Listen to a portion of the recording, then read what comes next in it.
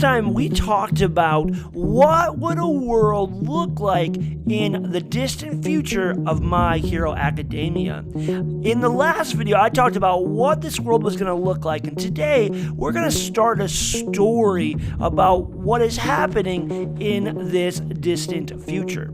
So with that being said, let's do this.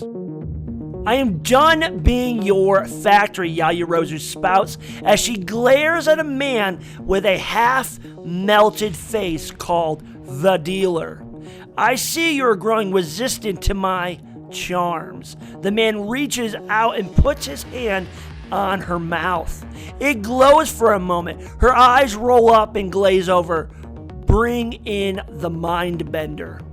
Elsewhere, in Anarchy Japan, a secret meeting begins behind closed doors. Midoriya looks around the room at the assembled team and addresses the newest addition. Thank you for coming, Jiro. I know that you were trying to avoid joining us.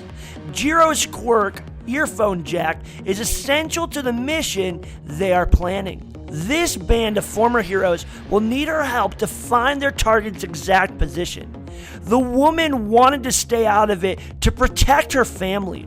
However, upon hearing confirmation that Yaoyorozu was being held and drugged, she couldn't play the bystander any longer. She accepted Midoriya's request and joined the team. Paired with her will be Juzo and Asui. Juzo's softening will allow them to move through solid walls, as well as provide an easy way to trap any opponents that the group may encounter. Asui's job will be to sneak ahead and help the others move to locations that would otherwise be impossible. While those three infiltrate the facility containing their comrade, the other four will run distraction. Splitting up, they will attack the building from all four sides. Their hope is to draw out as many of the villains inside as they can. If all goes well, the three inside will be able to reach Yaoyorozu without much trouble. They continue talking details, going over the dealer's powers and those of his strongest minions. The leader can reproduce any liquid he has come in contact with from his hands. Experimentation with the use of his quirk called Overdose has allowed him to also modify those liquids. In order to excrete liquids on command, he must drink plenty of fluids.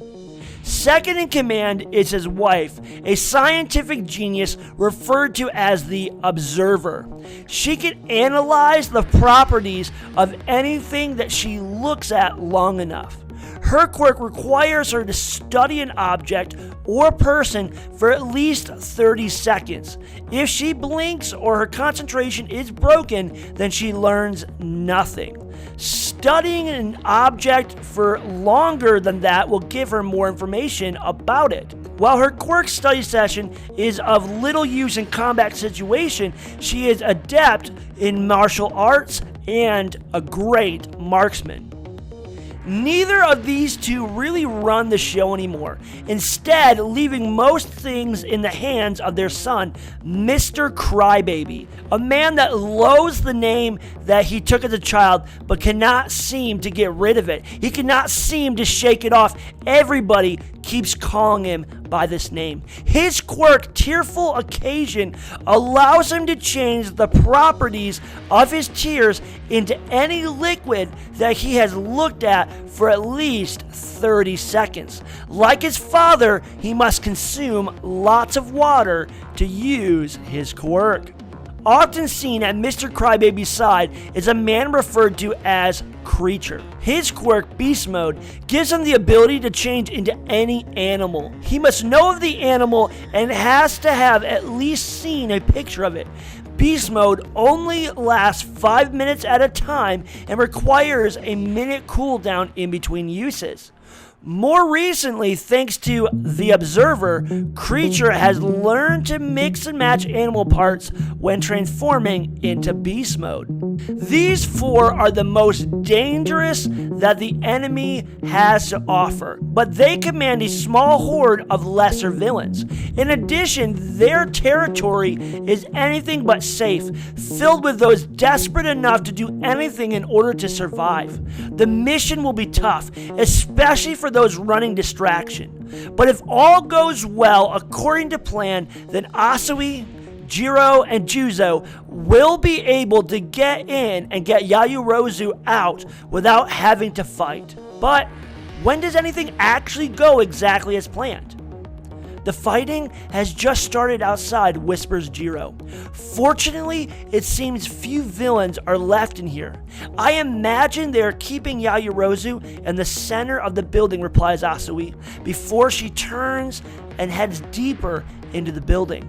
It doesn't take them long to reach their destination, thanks to Asui's mobility and Juzo's ability to soften obstacles. Stepping into a darkened room, Asui and Jiro are mortified by what they see. Chained and hanging from the ceiling, their friend is covered in bruises. Her skin looks thin and her form nearly starved. Tubes piercing her side, running up and disappearing into the darkness. Responsive eyes stare into the unseen hell as drool dribbles from her lips. Even now, clothes, weapons, and many other things are being pumped out of her body. Asui steps forward, but Jiro stops her from going further. We aren't alone with her. A single spotlight turns on to reveal a younger woman, one that Asui seems to recognize. What are you doing here, Mindbender? A childhood friend called in a favor. I couldn't just ignore his tears, said Mindbender, before chuckling at her own joke and asking snidely, aren't you ladies getting a little old for this? Neither of the two answer her. Asui instead tells the other of the enemy's power. If she starts to glow, don't make eye contact with her, or she will use her quirk Mind Shift to take over your mind. Equipped with that knowledge, the two prepare to attack. Mindbender just laughs again as cannons appear from Yaoyorozu. The chained woman screams and writhes as the weapons fire. The movement lowers their accuracy, but one still hits its mark. Asui flies back out of the room, leaving Jiro on her own for the moment. Please stop. You are going to kill her. She can't have enough lipids to keep this up, Jiro yells. The Observer has that covered, Mindbender replies, as several pods on the walls light up. Inside each one is a person, their faces contorted in pain. Their screams are as trapped as they are by the device that's holding them. Tubes leading away from the pods connecting to ones attached to Yaoyorozu. She won't die when we make her use her quirk, but she also doesn't have enough fat to escape this place. A second round of cannonballs fire and miss their mark. Their creator writhes even more as her hoarse voice goes silent. Before they can fire a third time, Mindbender finds her concentration broken. The ground beneath her becomes like quicksand. Dragging her down, she glows even as Juzo appears behind her and wraps a piece of cloth around her head. He touches the ground and turns it solid again. The man moves to Yaoyorozu and touches the chains. As they soften, they break apart. Catching her, he turns to see Asui entering the room again. Asui moves toward one of the pods. We have to help them all. We don't have time. Besides, without Yaoyorozu, they don't have any reason to hold them. Juzo's words cause her to hesitate a moment, but she replies, that just means they won't have any reason to keep them alive. Jiro catches Asui's arm as she tries to move past. If the war has taught us anything, it is that you can't save everyone. Asui's head hangs as she turns from the pods. Then she follows the others out of the room. Yaoyorozu has been rescued. Does this mission count as a success? What is going on with the battle outside? Well, guys, that's all I have for you this time, but make sure that you subscribe and hit that notification bell so you don't miss part 3. And guys, please leave your comments below what you think is going to happen next, and we will see you guys next time.